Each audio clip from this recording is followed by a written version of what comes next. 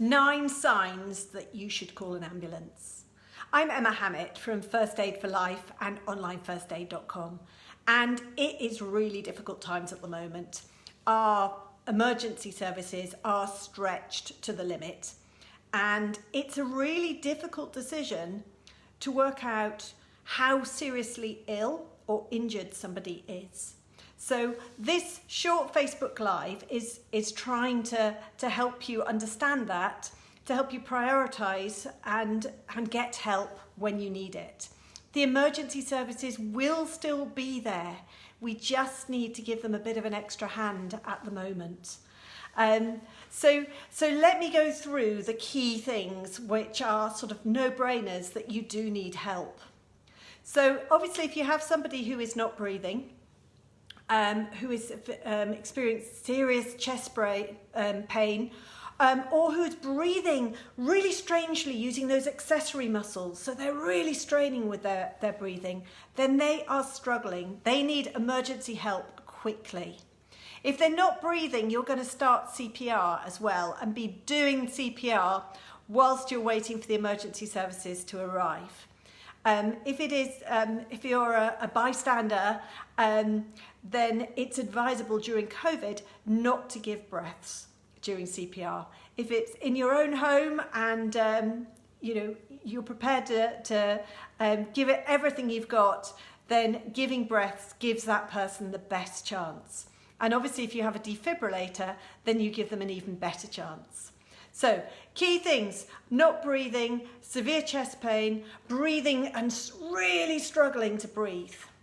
If they have a severe injury and they're losing a lot of blood and direct pressure is not enabling you to stop that blood flow, they need an ambulance. You need to keep doing first aid, so do make sure you've got those first aid skills, but you will need an ambulance.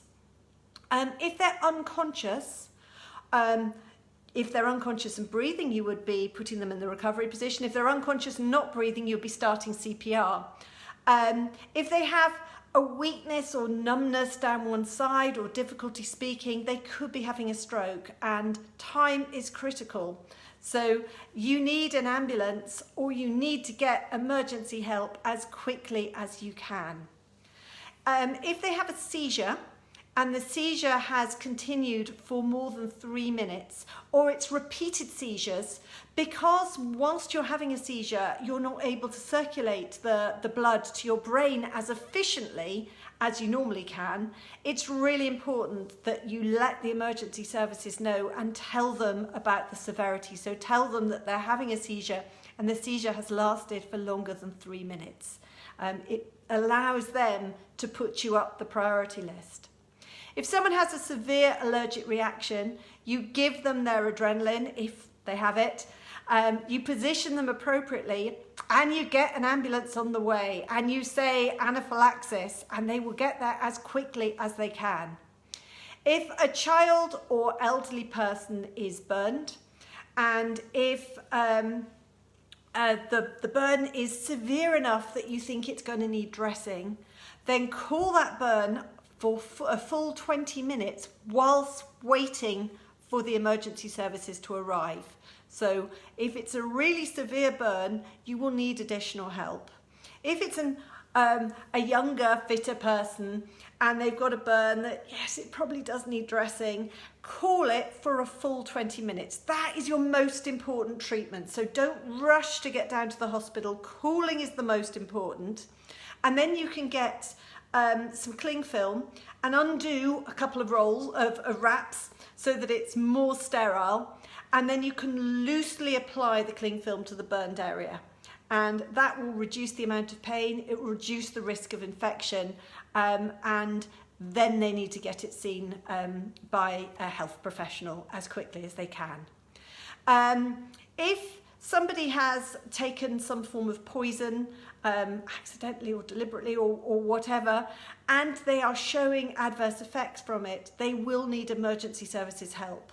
If they're not showing adverse effects, then phoning 111 or phoning Guy's Poisons database can give you a bit more information.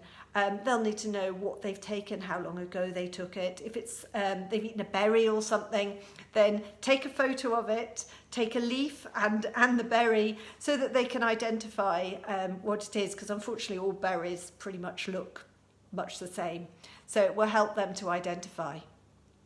You would take someone to A&E if they've got a fever, if they're floppy and a bit lethargic, if they've got severe abdominal pain, if they've got a cut or a sort of gaping wound that's likely to need gluing or stitching. They don't necessarily need an ambulance, but they will need to get somewhere where it can be seen, so a minor injury centre or A&E. If they've amputated a finger, for example, as well, you don't need an ambulance. It's not a life-threatening disease. If you injury, not disease, you don't need an ambulance, but you do need to get them to hospital so that it can be reattached. And obviously, you would look after the amputated part appropriately and make sure you're doing all the right first aid for that. If somebody's injured a leg or arm and they can't use it, then they will need help from the emergency service, from the hospital, so you need to take them to A&E.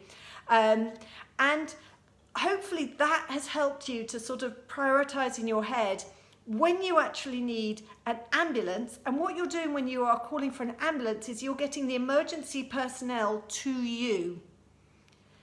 Otherwise, if it's something that you can deal with appropriate first aid and then transport them, then when you phone for an ambulance, you're actually just using them as a taxi service, and that's not what you need. So you are calling an ambulance if there's a really serious risk that they could deteriorate on their way to the hospital. So please, everybody, think carefully about how we use the emergency services. Please keep yourself safe. So that is really important. Don't take unnecessary risks at this time. Keep yourself safe and sorted. That's part of the reason they don't want us all on the roads at the moment, because there's a greater risk of us having an accident. So keep yourself safe, avoid accidents. Don't do your really, adventurous DIY at the moment, because the emergency services are struggling. So I hope that's been helpful. Please stay safe.